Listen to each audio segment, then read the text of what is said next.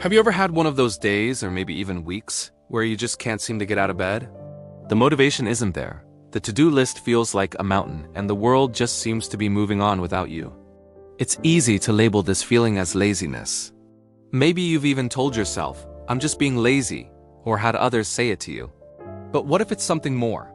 What if it's not a choice, but a genuine struggle? Today, we're going to talk about a very important distinction: the difference between laziness and depression.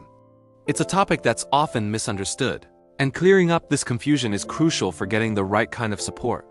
Laziness is often a temporary state, a choice to prioritize rest or leisure over tasks. Depression, on the other hand, is a persistent and serious medical condition that profoundly affects how you feel, think, and handle daily activities. So, let's dive deep into the signs that can help you tell the difference, not just for yourself, but for the people you care about. First, let us talk about the first major sign: the inability to just snap out of it. When someone is feeling lazy, a bit of external motivation can often do the trick. A friend calling to go for a walk, an impending deadline, or even just a strong cup of coffee can be enough to get them moving. The desire to do things is still there, just buried under a layer of procrastination or fatigue. With depression, it's a completely different story. It's not about a lack of willpower. It's a change in your brain chemistry. Telling someone with depression to just snap out of it is like telling someone with a broken leg to just walk it off. It's not helpful, and it dismisses the reality of their struggle. The internal engine just won't start, no matter how much you want it to. It's a feeling of being stuck, trapped in a heavy fog that no amount of self-pep talk can seem to lift. This isn't a choice, it's a symptom of a real illness. The second sign is the inability to cheer up. Think about a time you felt lazy and decided to watch your favorite movie or eat your favorite comfort food. Chances are it made you feel better. You enjoyed the experience, and it provided a pleasant distraction. For someone experiencing depression, this is often not the case. This is a key symptom called anhedonia, which is the loss of pleasure or interest in activities that you once found enjoyable.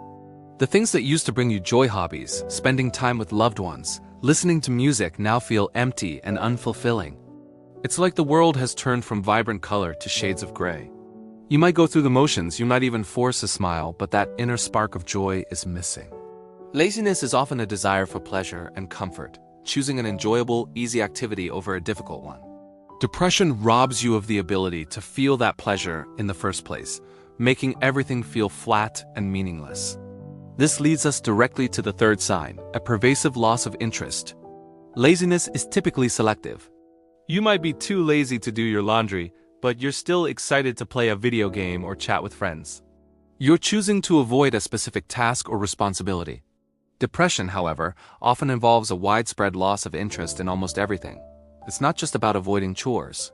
It's about not caring about your passions, your career, your relationships, or even your own well-being. Hobbies that once consumed your weekends now gather dust. You might find yourself isolating from friends and family, not because you don't like them, but because the effort of socializing feels monumental and unrewarding. This disinterest can extend to basic self-care, like showering or eating. It's a profound apathy that blankets every aspect of life, which is very different from simply not wanting to take out the trash.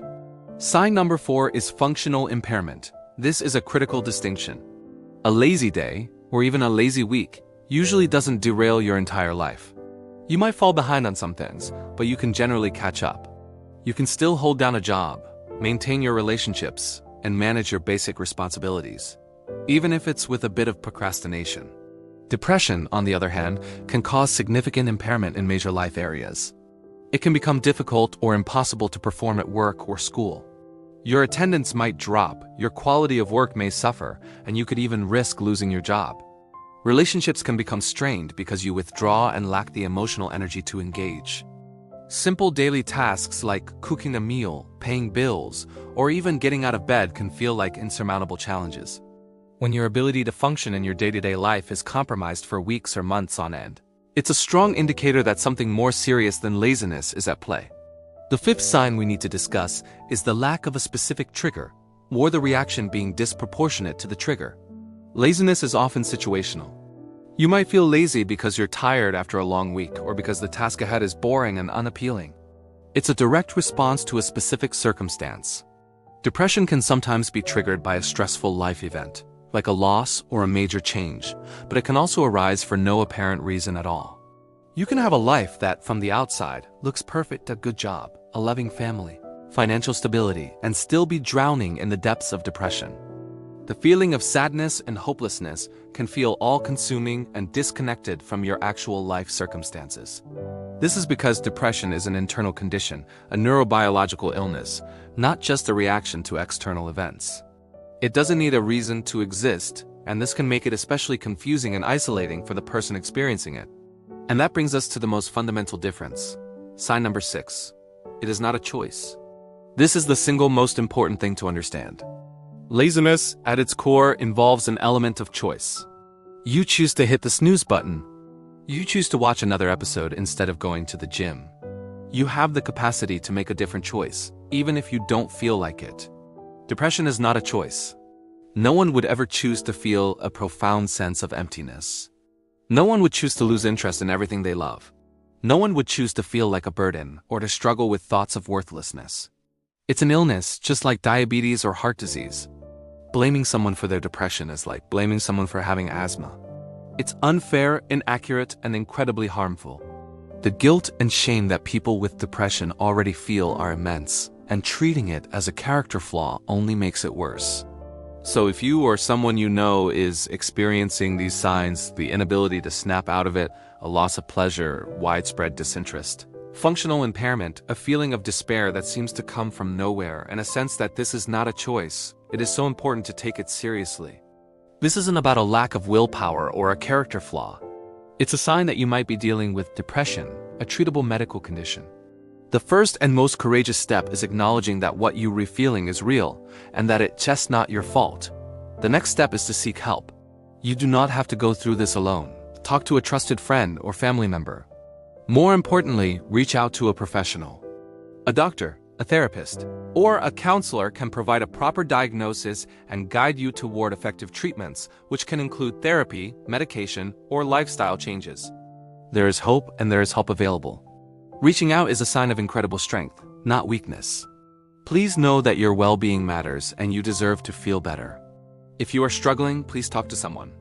You can find resources by contacting mental health organizations, and if you are in immediate crisis, please reach out to an emergency hotline or service. We'll leave some links in the description below. Thank you for taking the time to understand this important topic. If this video was helpful, please consider sharing it. You never know who might need to hear this message. Take care of yourselves and each other.